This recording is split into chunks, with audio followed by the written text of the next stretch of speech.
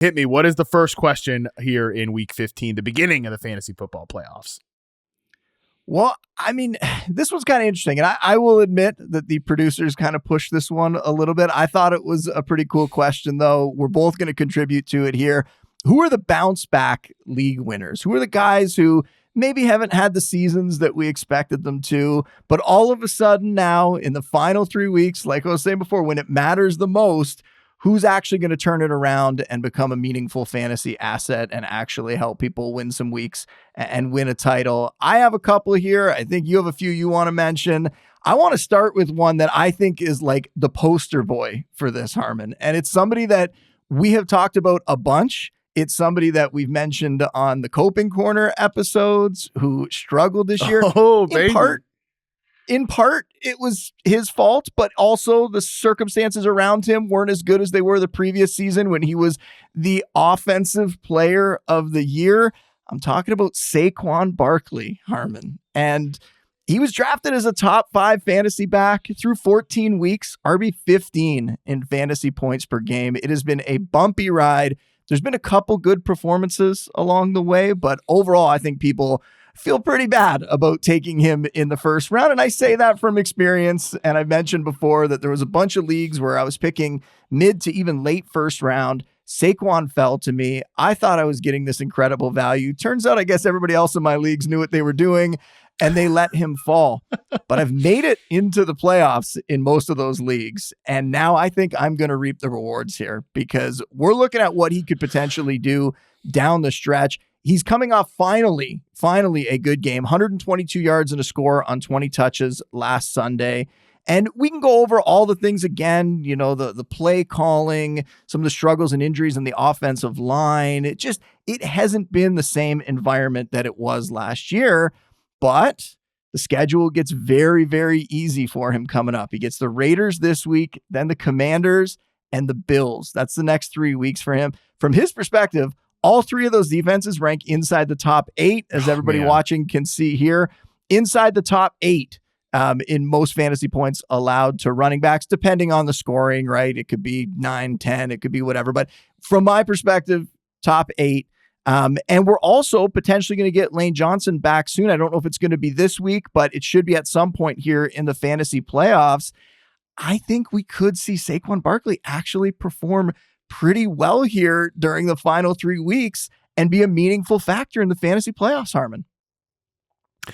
I love this take. It was just so refreshing to see Saquon Barkley rip off a 50-plus yard run last week against the Chargers on Monday night. Obviously, it came off a kind of a fake tush-push sort of situation there, but that's fine. We'll take it, right? We'll take a long run in that situation. Sure. Man, I had one Saquon Barkley team. That was it. It only took him one time. It was my guillotine team that got eliminated last week. So I can't reap the benefits of it, but I was certainly starting to think ahead to this schedule here. So I love this call by you. I think this is a really good one. He's going to be the classic, like, congratulations to all the consolation bracket bros. Like you won your league with Saquon Barkley, but as you just showed us, you can make the fantasy football playoffs with Saquon Barkley and you can reap those rewards. I'll offer up one here as well. I'll go to the wide receiver position. And I think Jayden Reed could be one of these guys. And I just can't help myself. I've got to talk about Jayden Reed. But this Packers offense is really cooking right now. Christian Watson, I know we're going to talk about him a little bit later in the show. He's got a tough matchup this week. But Christian Watson being back and being, in my opinion, playing better than we've ever seen him play at the NFL level before, which is outrageous considering he came off that torn ACL from January of this year. He's playing great. I think the offensive line is playing a little bit better than it was at the start of the year. Jordan Love is on fire right now. Josh Jacobs' injury is something to monitor, but still, even when Jacobs has been out, they've been able to cobble together a good running game with Emmanuel Wilson. Not too concerned about that. I just think this is an offense to invest in. And last week's Jayden Reed obviously didn't come back to a full-time role. We'll see like what his route participation is this week, but he did come back and clearly run as the number 1 slot receiver. Denver gives up a lot of production to slot receivers. They're 5th in air yards allowed to slot receivers. He had 3 catches on 3 targets against man coverage last week against the Chicago Bears, and obviously the Broncos are very man coverage heavy. So I think he's a good, kind of what the heck flex, high ceiling type player. And then down the stretch, like we've got a matchup with the Bills the Bears again, the Ravens then in week 17. So I think Jayden Reed is a guy, he's shown spike week potential. I don't see any reason why he can't have a few of these spike weeks down the stretch after mostly hanging out in your IR spot all year long. Yeah, I mean, there was a reason we were talking about him as a pickup on the waiver wire shows when we thought he was going to come back from injury the last few weeks, right? And that's because we've seen the ceiling from him before. We've seen this guy produce as a top 12 fantasy receiver for fairly long stretches. They weren't like a whole season, but he's done it before, going back to his rookie year when he scored a bunch of touchdowns. Yeah, he can do this. He can get hot. And it certainly was great to see him come back and produce right away, right? Not get lost in the mix in that receiver room that's like, 5 deep or so right now. When you take a receiver in the first round and he's basically like the 5th receiver on your depth chart, that's saying something. But Reed coming back, getting right into the mix and producing, and let's hope there's some bigger games in his future here. I really like that one. My next one here, this is no surprise. I've brought his name up a bunch of times on all of our shows. I've written him up in articles this year. Brock Purdy. And I might be cheating here a little bit because I think the injury this year is really the reason why he didn't produce this season, but he comes back and he's had a couple down games. Let's face it, before the bye week in week 14, he had a couple bad performances, but those were against defenses that were inside the top 7 for fewest fantasy points allowed. Then he goes on bye. Now he's coming back. And the schedule is just cake the rest of the way. He gets the Titans this week. They're the 6th best matchup for fantasy QBs. The numbers might be a little bit different again here, depending on your scoring settings, where we were pulling them from. Then the Colts in week 16. Jadarius Ward just went on IR. Sauce Gardner, we're not sure if he's going to be back in time for that game. So they got some injuries that they've been dealing with. That makes that matchup a little bit easier potentially. And then they finish off the season with the Bears, who are inside the top 10 for most fantasy points allowed here. So Brock Purdy has done it the last 2 seasons in fantasy points per game. He's been a QB1. He's been a top 12 quarterback. I think he's going to be able to do that again. Not only is he going to be a QB1, but he has that upside in this system with the weapons around him. We'll talk about some of the other 49ers players a little later in the show here, but I really think that the 49ers are set up to just crush here with this schedule down the stretch. And I think people are sleeping on them in part because of the struggles they've had this year with some injuries, and in part because they had their bye right before the fantasy playoffs and a couple down games right before it. And they're going to come back to these great matchups and they're going to crush. I agree with this one too. And even to the point that one of the guys I included here, I know we've talked about him as a full panic player, a coping corner player, but could Ricky Pearsall be one of these guys down the stretch too? I mean, the production could not be worse in these 3 games before the bye, right? I mean, if you just look at 49ers top pass catchers, it's 212 yards to George Kittle, 134 to Juwan Jennings, 114 to Christian McCaffrey. 20 receiving yards for Ricky Pearsall in 3 games before the bye, but he's a full-time player. He's out there, right? 89% route participation. He's mostly running those deeper routes. He doesn't really have the role, honestly, that I thought he would have really throughout the course of the season, but especially these last 3 games, I expected him to be more of a guy who got some more layup targets, running routes from the slot. He's mostly just been an outside down the field player.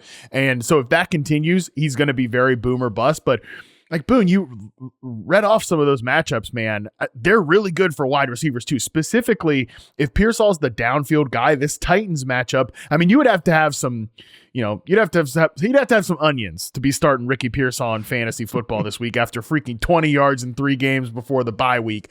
But the Titans are the most vulnerable defense in the NFL to downfield passes in particular, and Pearsall is the downfield guy here. So, like I said, I think we can kind of group these ones together because if Purdy's going to have that finish, of course it's going to be a lot of George Kittle. Juwan Jennings can be solid. Christian McCaffrey's doing his thing. But Ricky Pearsall in some way, like if he's going to access that ceiling, he's going to have to come along for the ride here because he is the downfield player. 89 air yards in the last 3 games before the bye. That's not a ton, but still he is getting those downfield looks in this offense right now. Yeah, it's one of those situations, you kind of outlined it there, where if he got dropped, and I will admit I did drop him in a league or 2, Go pick him up, Yeah. hold him through this game, see how he does, and then you could consider potentially playing him. I don't think it's a situation where you're going to put him in your lineup this week unless you absolutely are desperate and have to. But still, he is set up to potentially come back around, and it'll be an interesting bookend to the season if he's able to have that great start to the year, basically give us nothing due to injury and ineffectiveness in the middle of the season, and then come back around down the stretch here and get it done. That would be pretty cool for him. I really want to see it because it's a player that we both really liked and who we talked up before the year and who we think is going to have a good career. And you just wonder if he didn't get hurt this season, how would things have gone? And there's a lot of players that we could do that with, right? I'm going to bring up a running back, and it's, a guy who is getting an opportunity because of an injury. He lost his job early in the season to Cam Scadaboo. Then Cam Scadaboo goes out for the season. Tyrone Tracy Jr. takes over. And the good news on this one right off the top is that we thought before the bye in week 13, he got dinged up. He left early. He said he didn't think it was a big deal. We know players sometimes are a little, a little too positive when it comes to their injury situations, but back to full practices this week. He is fine. He is going to be out there. So there's no worries about the injury whatsoever. And you look at what he was doing before that game where he got hurt and had to leave early. His playing time had increased. He had played a season high 71% of the snaps in week 12. And he had been pretty good in the weeks before that. He didn't have any touchdowns, but 71 scrimmage yards in week 10, 137 yards in week 11, and 130 yards in week 12. He's heavily involved as a pass catcher. Just needs to add some touchdowns to the mix. That would really help here. Fortunately for him, he gets the Commanders this week. They're giving up the 5th most fantasy points to running backs. He gets the Raiders in the fantasy championship. They're the 8th most generous to RBs. Those games are sandwiched around a Vikings game, which on paper, Minnesota, not the friendliest defense, even for running backs, but we've seen guys get there against them, even in the last month, right? Emmanuel Wilson, 125 yards and 2 scores against Minnesota. DeAndre Swift, 90 yards. Kyle Monangai, Zach Charbonnet, they found the end zone. So it's not impossible for running backs to have decent days against them. And again, that was just in the last 4 weeks, all those results there. So Tracy, a great role in an offense that's going to get at least 2 quality matchups here in the fantasy playoffs. And even if they fall behind, he can get there as a pass catcher. He can get involved that way. I could see him really getting hot and finishing strong as a fantasy RB2 who has that RB1 upside. And even in those games where he was putting up the big yardage totals, Devin Singletary was still putting up okay yards as well. So both these guys can produce together. It's not necessarily a one or the other kind of scenario. I think if we're going like a little bit deeper with these names, I think that Tracy Jr. is somebody that could sneak up onto the radar and really produce. That's a deep one, but it does make sense because the Giants have really leaned into the run since Mike Kafka has taken over, to the point I've joked that are they just trying to run out the clock on the season here, just make sure Jackson Dart doesn't get hurt and gets to next year. Like that's the main priority. But again, they're leaning into like their pass rate over expected, I think, is dead last since Kafka has taken over here. So there should be a lot of opportunity for Tracy, who I still think is a pretty quality back. This week 15 matchup against the Commanders is really nice, as is week 17 against the Las Vegas Raiders. I'll finish us up here with a running back as well. I'll say Chuba Hubbard from the Carolina Panthers. Kind of a chalky answer at this point because we've seen him rise up in importance here, but I just think this Panthers team coming off the bye, Chuba Hubbard going to be even healthier. I think they obviously need these next few games to compete with Tampa Bay in the division. We're recording this before Thursday Night Football, so we don't know the result of that game, but Tampa Bay losing last week only increases the odds that Carolina can win these games, especially week 16 when they play the Bucs. That one's going to be important. But week 15 against the Saints, I think he's a running back too in this one. Talked about this earlier in the week with Ray Garvin about the zone rushing success this team has when Chuba Hubbard is healthy and how the Saints have been vulnerable to that type of run in particular.